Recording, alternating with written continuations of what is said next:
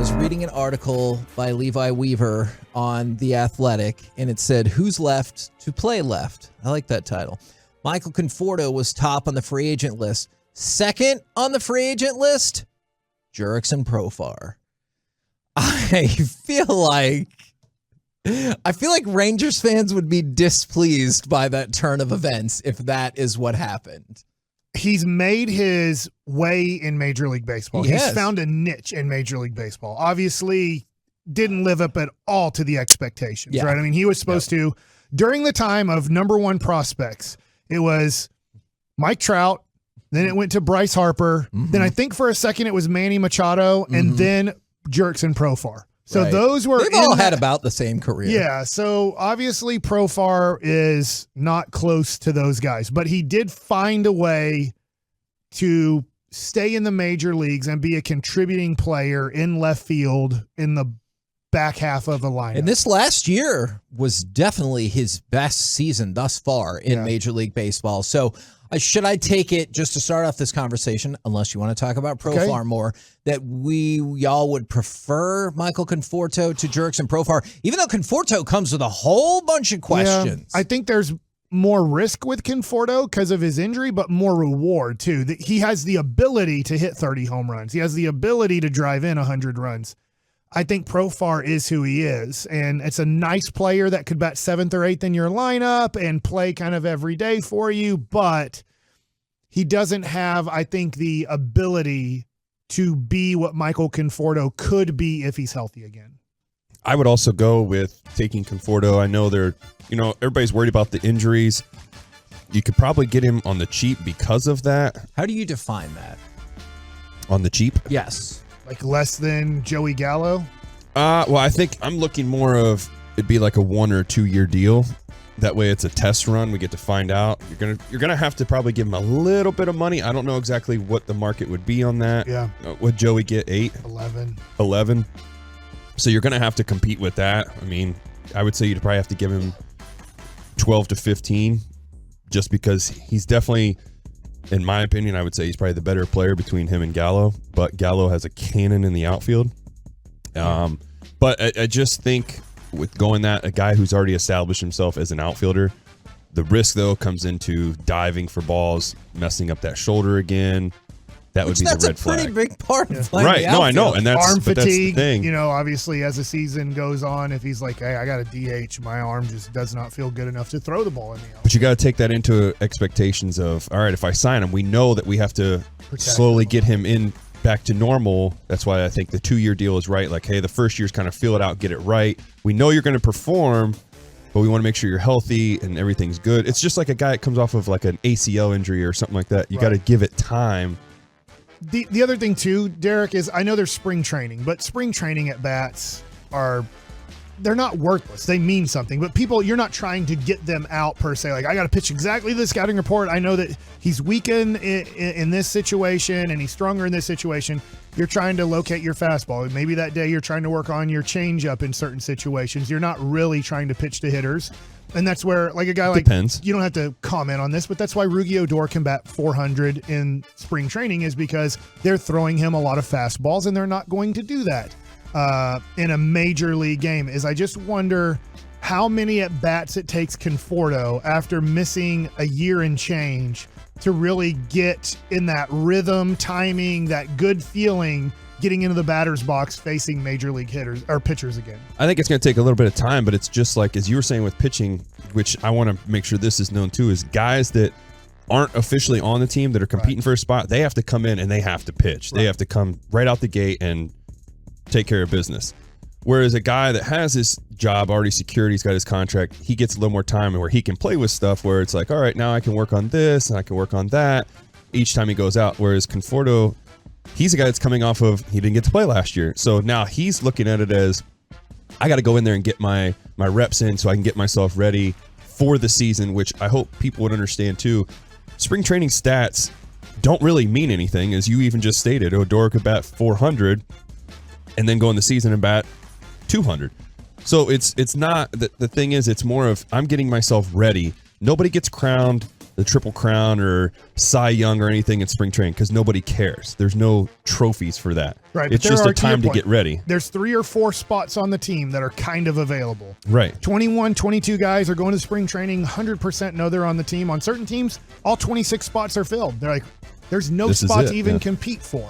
When I went to the Mets, there was literally no spot to compete for. Bobby V was like, Mike, if there was a spot, you would have won it, but there's no spot. Yeah. So go down to Norfolk and that's how it was pitch with great. Boston. And when a guy gets hurt or something happens, then, be pitching well so you can be the guy getting called up. Yeah, that happened to me in Boston. I pitched lights out. I was fine. Yeah. There's no spot. That's just the way it is.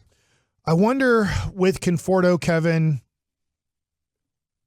let me ask you this. I'll ask. Okay. Do you feel like it's settling or do you feel like it's, okay. But I mean, this is going to sound weird. I don't want people to have this life goal. Settling is not always the worst thing when you've achieved several other things. Like they've achieved filling out their rotation while still leaving room for competition in spring training. You've got the person that you feel like is your ace. I don't think this is the worst place in the world to settle as long as it gives you viable possibilities at left field, because left field has been really agitating for this club.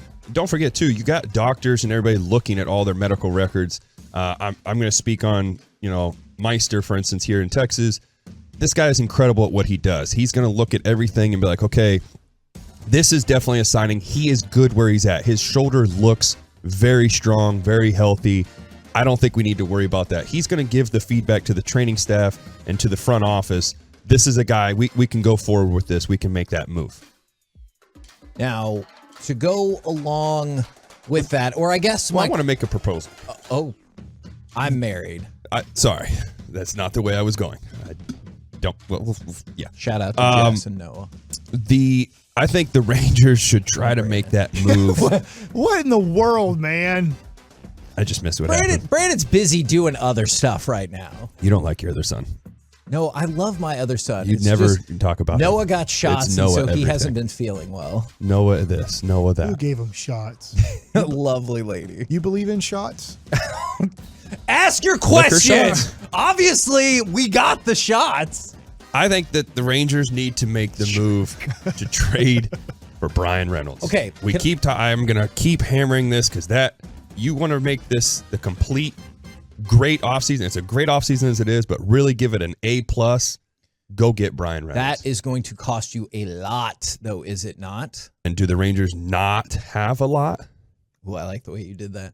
They do. I did ask, and you can get this guy long-term after. You can lock him up, and he is a unbelievable asset, great for the clubhouse, great hitter, and a great defensive player. I'm not following the Pirates farm system and their top prospects. We're not going for their farm system. I understand. But from what I heard from somebody who does follow it, they said a little bit of the issue of trading for Brian Reynolds is their strengths in their farm system are kind of up the middle and they're young guys. So maybe wanting to trade them to do this, Ezekiel Duran, Josh Smith, Justin Foscue, Davis Wenzel, a lot of maybe your depth that you have, they'd be like, well, we want Evan Carter, or we want, and then they're like, dang, we don't want to give that guy. That's somebody that we see being a major leaguer for us in 2024. We want to give you our depth in the infield, and the Pirates supposedly have Cabrian Hayes is locked in.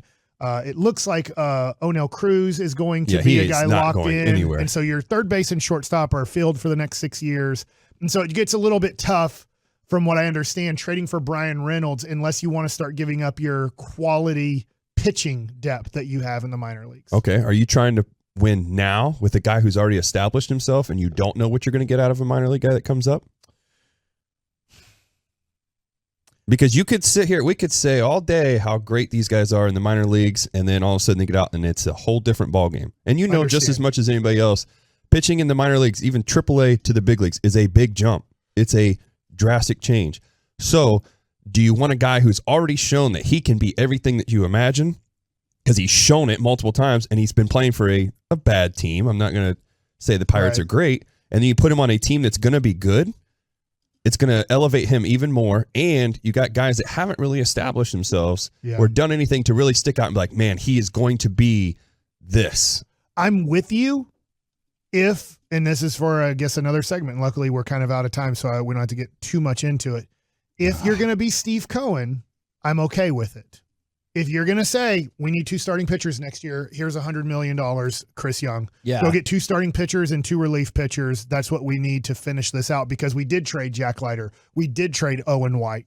We did trade kind of our 2 or 3 guys that we think in 2023-24 can really help the rotation. I know I'm not naming Kumar Rocker yet, because I think probably teams are a little bit like, hey, we want to see how healthy he can pitch. I agree with that. In 2023 in the minors. Who's your true untouchable in the minor leagues? Probably Jack Leiter. Okay. That's so what you I could get think, rid of too. the other guys then, right?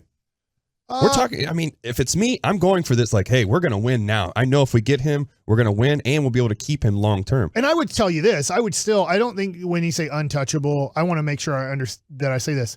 If it's for Ronald Acuna Jr., who's on a 6-year contract, then nobody's untouchable. Right. But if I'm trading for a nice outfielder or a number 3 starting pitcher, then there are certain guys that I'm not going to move for that. But if I'm trading for a star that I know is going to be under contract for at least 3 years while, he's here, then I'm willing to trade anybody in those situations. He's elite.